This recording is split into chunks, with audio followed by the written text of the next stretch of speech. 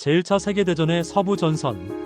이곳은 단순히 두 국가가 영토를 두고 싸우는 전통적인 의미의 전쟁터가 아니었습니다. 그것은 인류가 이전에 단 한 번도 상상하거나 경험하지 못했던 거대한 산업적 규모의 도살장이자 인간의 모든 감각과 정신을 체계적으로 분해하고 파괴하는 거대한 공장이었습니다.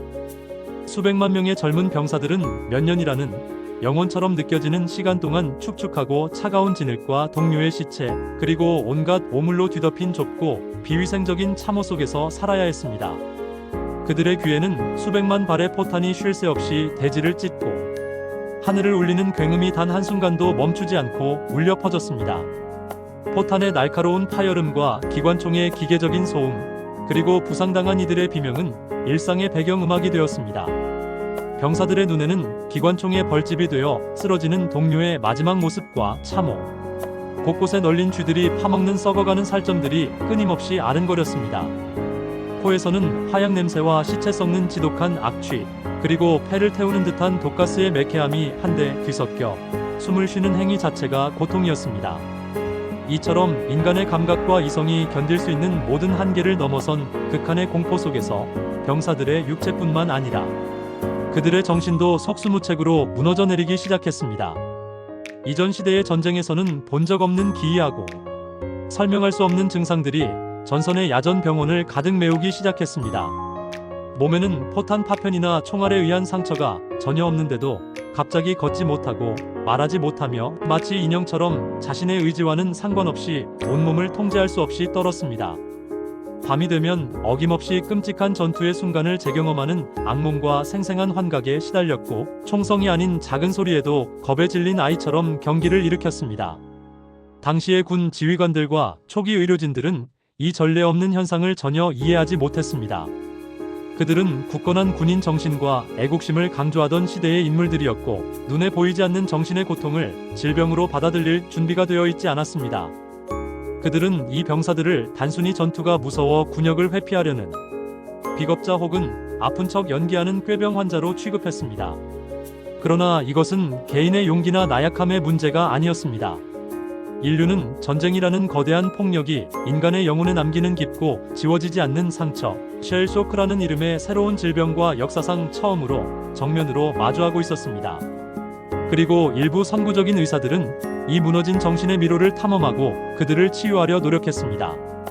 이 고통스러운 노력은 훗날 현대 정신건강의학의 가장 중요하고 결정적인 전환점을 마련하게 됩니다.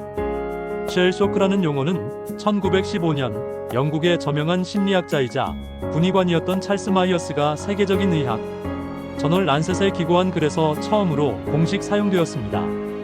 그는 끊임없이 병사들의 머리 위에서 터지는 포탄, 즉 쉘이 주는 물리적, 정신적 충격, 쇼크가 이 미스터리한 질병의 핵심 원인일 것이라고 추측했습니다. 이 용어는 그 직관성과 설명력 덕분에 순식간에 전선과 후방에 퍼져나갔고, 군인들이 겪는 모든 종류의 비정상적인 정신 상태를 포괄적으로 통칭하는 말이 되었습니다. 쉘 쇼크의 증상은 놀라울 정도로 다양하고 개인마다 다르게 나타나 예측이 불가능했습니다.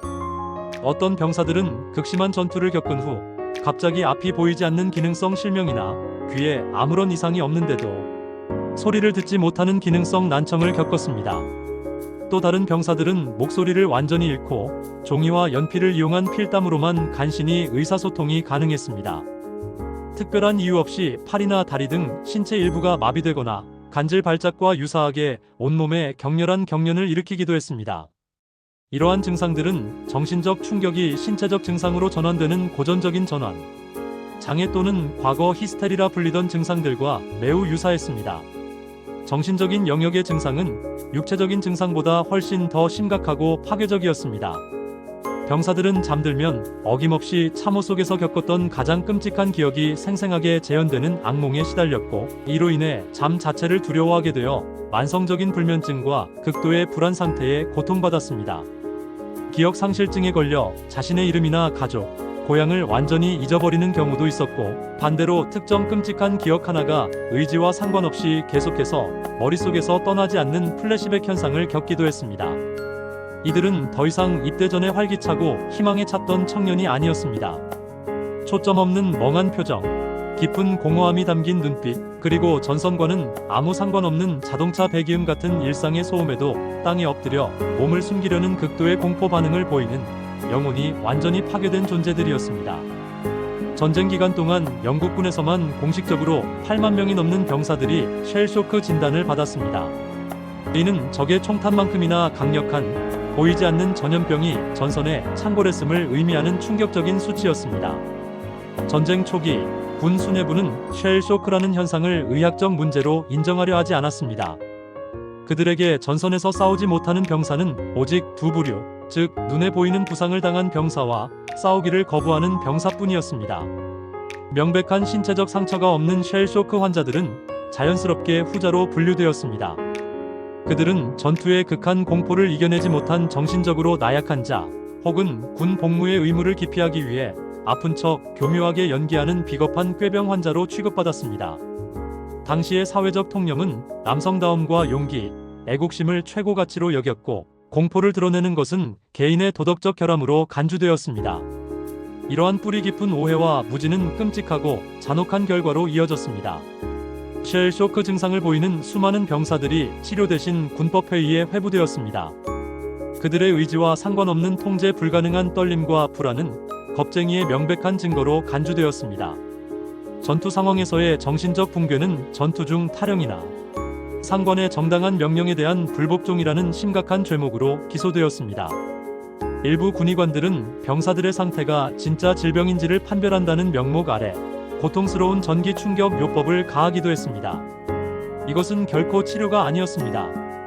꾀병을 부리는 자에게 극심한 고통을 주어 겁을 주고 다시 전선으로 복귀시키려는 징벌의 목적이 훨씬 강했습니다. 만약 전기 충격으로 증상이 일시적으로 완화되기라도 하면 이는 그 병사가 꾀병을 부렸다는 확실한 증거로 간주되어 더욱 가혹한 처벌로 이어졌습니다. 가장 비극적인 결과는 바로 처형이었습니다. 전쟁 기간 동안 영국군은 탈영, 명령, 불복종, 근무 중 잠들기, 비겁함 등의 죄목으로 300명이 넘는 자국 병사를 총사령에 처했습니다. 오늘날의 연구를 통해 이들 중 상당수는 심각한 쇼크 상태에서 저지른 비자발적인 행동 때문에 죽음을 맞이한 것으로 추정됩니다. 그들은 적의 총탄이 아니라 자신들을 보호해야 할 아군의 총탄에 의해 아무도 이해해주지 못한 자신의 병 때문에 차가운 진흙 속에서 죽어간 것입니다. 이는 전쟁이 낳은 가장 큰 아이러니이자 비극 중 하나이며 정신적 고통에 대한 사회의 무지가 얼마나 치명적이고 돌이킬 수 없는 결과를 낳을 수 있는지를 보여주는 뼈아픈 역사입니다.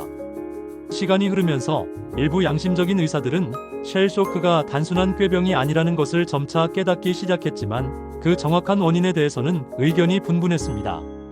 초기 이론은 관찰 가능한 물리적 원인론에 집중했습니다. 찰스 마이어스를 포함한 많은 의사들은 강력한 포탄이 아주 가까이에서 터질 때 발생하는 엄청난 폭풍압, 즉 블래스트 웨이브가 육안으로는 보이지 않는 미세한 뇌 손상이나 뇌진탕을 유발한다고 믿었습니다. 뇌의 신경 조직이 물리적으로 손상되었기 때문에 마비나 경련 같은 신경학적 증상이 나타난다고 생각했습니다. 또한 포탄 폭발 시 발생하는 일산화탄소에 중독되어 뇌 기능에 이상이 생긴 것이라는 가설도 있었습니다. 이러한 이론들은 쉘쇼크 환자들이 겪는 다양한 신체적 증상을 설명하는 데는 어느 정도 설득력이 있었습니다. 무엇보다 이 이론들은 환자들이 꾀병 환자가 아니라는 객관적인 의학적 근거를 제공해 주었습니다. 덕분에 쉘쇼크는 점차 징벌의 대상이 아닌 치료가 필요한 의학적 상태로 인식이 바뀌기 시작했습니다.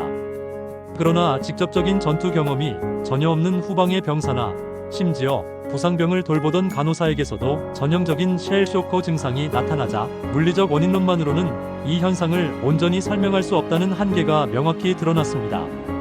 바로 이때 지그문트 프로이트의 정신분석학에 영향을 받은 몇몇 선구적인 정신과 의사들이 심리적 원인론이라는 혁신적인 주장을 하기 시작했습니다. 그들은 쉘쇼크가 뇌의 물리적 손상이 아니라 인간이 정신적으로 감당할 수 있는 수준을 아득히 넘어선 극도의 공포와 스트레스, 그리고 동료의 죽음을 목격한 끔찍한 기억이 무의식 속에 억압되었다가 견딜 수 없는 수준에 이르러 신체적 또는 정신적 증상으로 전환된 결과라고 보았습니다. 즉, 쉘쇼크는 뇌의 상처가 아니라 마음의 상처라는 것이었습니다. 이 주장은 당시 군사문화와 의학계의 주류에서는 매우 급진적으로 받아들여졌지만 쉘 쇼크 치료의 패러다임을 근본적으로 바꾸는 결정적인 전환점이 되었습니다. 이제 치료의 목표는 손상된 뇌를 고치는 것이 아니라 산산조각난 마음을 섬세하게 어루만지고 그 고통을 이해하는 것으로 이동하기 시작했습니다. 쉘 쇼크 치료의 역사에서 스코틀랜드 에든버러에 위치했던 크레이그로카트 전쟁병원은 결코 빼놓을 수 없는 하나의 성지와 같은 중요한 장소입니다. 이곳은 특히 쉘 쇼크를 앓는 장교들을 전문적으로 치료하는 곳으로 명성을 떨쳤는데 그 치료의 중심에는 인류학자이자 정신과 의사였던 윌리엄 H.R. 리버스 박사가 있었습니다. 리버스의 치료 방식은 당시로서는 가히 혁명적이었습니다. 그는 징벌적인 전기 충격이나 강압적인 명령 대신 환자와의 깊이 있는 대화를 통해 근본적인 치료를 시도했습니다. 그는 환자들이 자신의 끔찍했던 전쟁 경험과 반복되는 악몽, 그리고 마음 깊은 곳의 공포심을 애써 억압하거나 외면하지 말고 오히려 솔직하게 마주하고 언어로 상세하게 표현하도록 격려했습니다. 그는 이 과정을 정신적 자기 분석, 즉 오토사이콜로지라 명명했는데 이는 지그문트 프로이트의 정신분석학적 대화치료, 즉 토킹 큐어와 금액을 같이 하는 것이었습니다. 그는 트라우마라는 괴물은 피하고 외면할수록 그림자 속에서 더 커져 내면을 잠식하며 그것을 안전한 환경에서 직면하고 이해하고 언어로 재구성할 때 비로소 그 힘을 잃고 극복될 수 있다고 굳게 믿었습니다. 크레이그로카트의 가장 유명한 환자는 훗날 영국의 가장 위대한 전쟁 시인 중 한 명이 된 시그프리드 서순이었습니다. 이미 전쟁 영웅으로 훈장까지 받았던 그는 전쟁의 참혹함과 무의미함에 환멸을 느끼고 공개적으로 반전 선언을 한 뒤 군법회의에 회부되는 대신 쉘 쇼크 진단을 받고 크레이그로카트로 보내졌습니다. 그곳에서 그는 자신의 주치의인 리버스를 만나 깊은 지적, 정서적 교감을 나누게 됩니다. 리버스는 서순이 시를 쓰는 행위를 통해 자신의 트라우마를 표현하고 객관화하도록 독려했고, 서순은 리버스와의 깊이 있는 대화를 통해 자신의 내면을 성찰하며 점차 심리적 안정을 되찾았습니다. 비록 서순은 아이러니하게도 치료 후 다시 전선으로 복귀했지만 그가 남긴 시들은 쉘 쇼크를 겪은 세대에 말할 수 없는 고통을 가장 생생하고 강력하게 증언하는 불멸의 기록이 되었습니다. 리버스와 크레이그로카트의 인도주의적인 시도는 쉘 쇼크가 개인의 의지만으로 극복할 수 있는 나약함의 문제가 결코 아니며 공감적인 이해와 전문적인 치료가 반드시 필요한 정신적 외상임을 명백히 증명했습니다. 이는 훗날 외상 후 스트레스 장애, 즉 PTSD 치료의 근간이 되는 모든 심리 치료의 위대한 시작점이었습니다. 전쟁이 끝난 후 수십만 명의 쉘 쇼크 환자들은 고향으로 돌아왔지만 그들을 기다리는 것은 영웅에 대한 따뜻한 환대가 아니었습니다.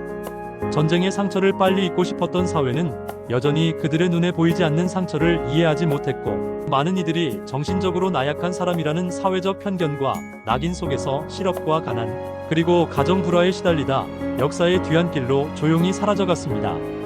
쉘 쇼크라는 용어 자체도 점차 잊혔습니다. 그러나 그 상처의 기억과 고통의 본질은 결코 사라지지 않았습니다. 제2차 세계대전에서는 전투 피로, 즉 배틀 퍼티그라는 이름으로, 한국 전쟁과 베트남 전쟁에서는 전투 스트레스 반응, 즉 컴뱃 스트레스 리액션이라는 새로운 이름으로 똑같은 증상들이 전장의 군인들 사이에서 반복해서 나타났습니다. 마침내 베트남 전쟁 이후 참전 용사들이 겪는 극심한 정신적 고통에 대한 사회적 인식이 높아지고 이들의 강력한 요구가 이어졌습니다. 이로써 미국 정신의학회는 1980년 정신질환 진단 및 통계 편람 제3판, 즉 DSM-3의 외상 후 스트레스 장애, PTSD라는 진단명을 공식적으로 등재했습니다. 이는 전쟁뿐만 아니라 자연재해, 심각한 사고, 폭행 등 개인의 생명을 위협하는 충격적인 경험을 한 사람이라면 누구나 겪을 수 있는 보편적인 정신질환으로 그 개념이 확장된 것입니다. 제1차 세계대전의 참호 속에서 쉘 쇼크라는 이름으로 처음 인류에게 그 비극적인 모습을 드러냈던 마음의 상처는 수십 년의 고통스러운 세월과 수많은 이들의 희생을 거쳐 비로소 PTSD라는 자신의 정당한 의학적 지위를 얻게 되었습니다. 참호 속에서 이름 없이 무너져 내렸던 수많은 병사들의 처절한 비명과 이해받지 못했던 고통은 인류가 트라우마의 실체를 과학적으로 이해하고 상처받은 영혼을 체계적으로 치유하기 위한 노력을 시작하게 만든 비극적인 유산입니다. 그들의 눈에 보이지 않았던 상처는 역설적으로 우리 모두의 마음속에 존재할 수 있는 상처를 깊이 들여다보고 서로를 이해하며 보듬을 수 있게 해주는 소중한 창문이 되어 주었습니다. 본 콘텐츠는 일반적인 건강 정보이며 전문적인 의학적 조언이나 진료를 대체할 수 없습니다. 건강에 문제가 있을 경우 반드시 의사 등 의료 전문가와 상담하시기 바랍니다. 제공된 정보의 활용에 대한 모든 책임은 전적으로 사용자 본인에게 있습니다.